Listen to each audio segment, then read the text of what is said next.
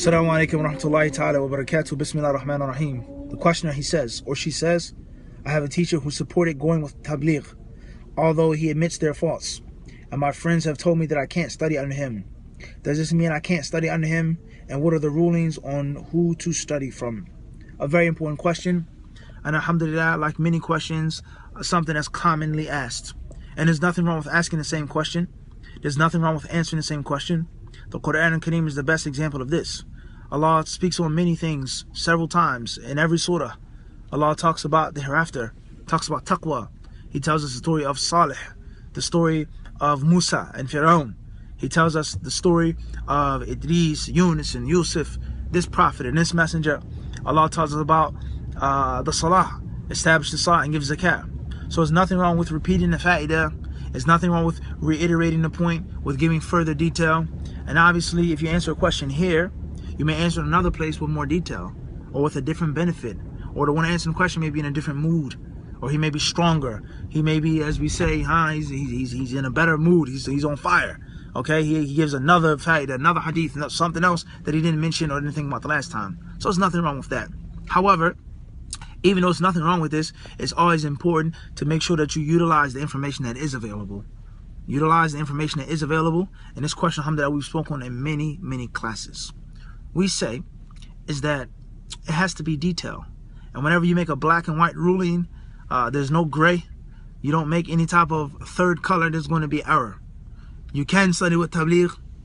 You can't study with tabligh.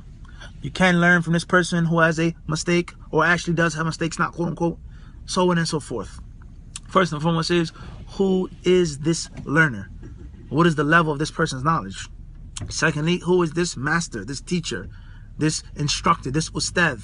What is his level of knowledge? What is he teaching? What is his level of integrity? Is he a caller to innovation, or he just supports it? He just says it's okay, even though he missed a mistake. What innovation is it? What mistake is it? What sin is it? Everybody understand this, whether it's a bid'ah, an act of innovation, whether it's a khata ilmi, a mistake in regards to the deen, yani ilm, scientific error. He made a blunder. He said something that was wrong, even if it's not an innovation. Pay close attention, because many people, they make this mistake, Nafis. Okay, and most of the people who talk about this, they make this error, and that's because they don't know themselves. Anybody who automatically makes a mistake, then they say what? Innovation. And then all of the rulings of innovation, hajar, boycotting, the salaf as-salih, so on and so forth, that is wrong. That's a khata. A person can make an error that is not a bid'ah. He can make a mistake, and it doesn't mean it's an act of what? Innovation. It's a difference. There's a difference. Okay, and mixing the two is like mixing, drinking water and kerosene. What's going to happen when somebody tries to drink that? You're going to die. You can't do that. You can't mix something that doesn't go with the next thing. A mistake is not necessarily a bid'ah. So this is my advice to all of those immature shabab. Even those who are older, they're still immature mentally. As they say, mental midgets. They're mental midgets. Their minds are small. And they haven't studied enough of the way of the salaf to talk about these issues. So just because it's a khata does not mean that it is a bid'ah. What type of bid'ah? If it is a bid'ah. What type of mistake is it is a mistake, okay? And most importantly, are there alternatives? Are there other ustads that can teach what this guy is teaching? Or if it's not a bid'ah, it's not a mistake, it may be a sin, maybe ma'siyah. The teacher is a womanizer. The teacher shaves his beard. The teacher he's musbil. The teacher, he has major problems in performing obligatory acts. All right, the teacher doesn't pray properly.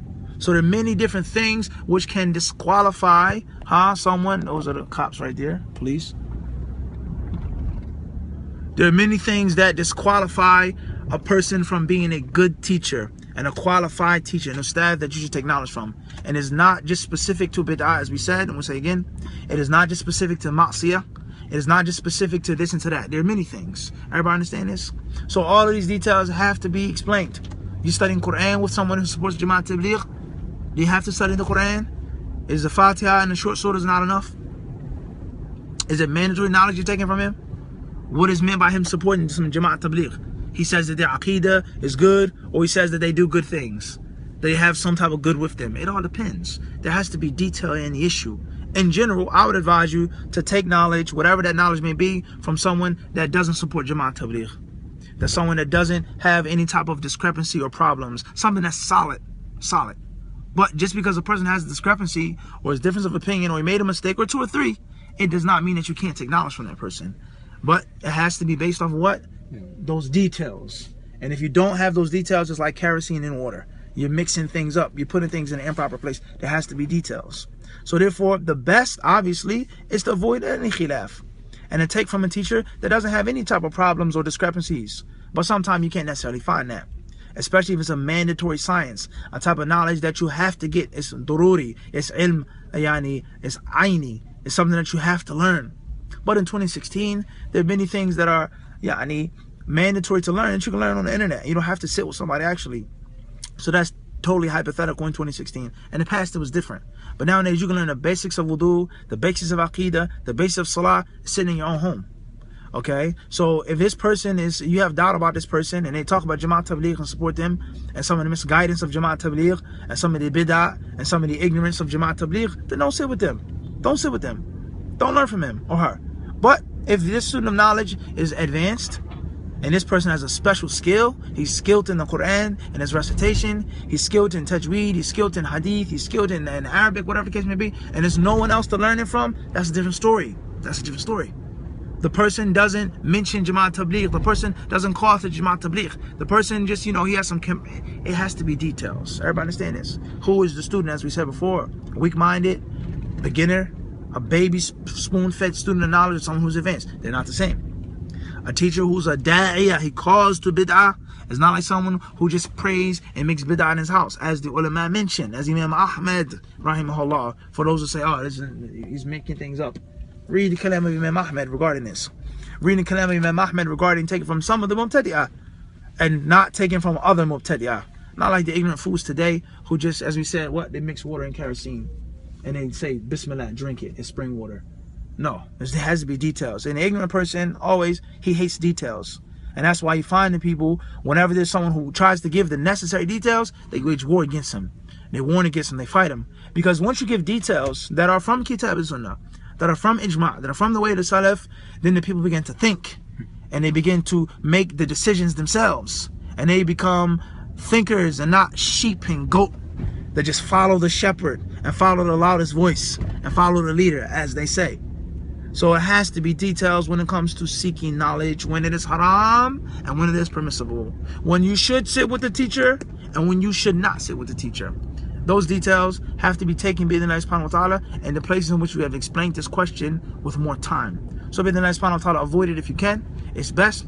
If you have to study with that person, that's one thing. Take it and avoid anything which is wrong. But how can you do that if you're being spoon-fed? If you're a baby yourself, you don't know what's right and what's wrong.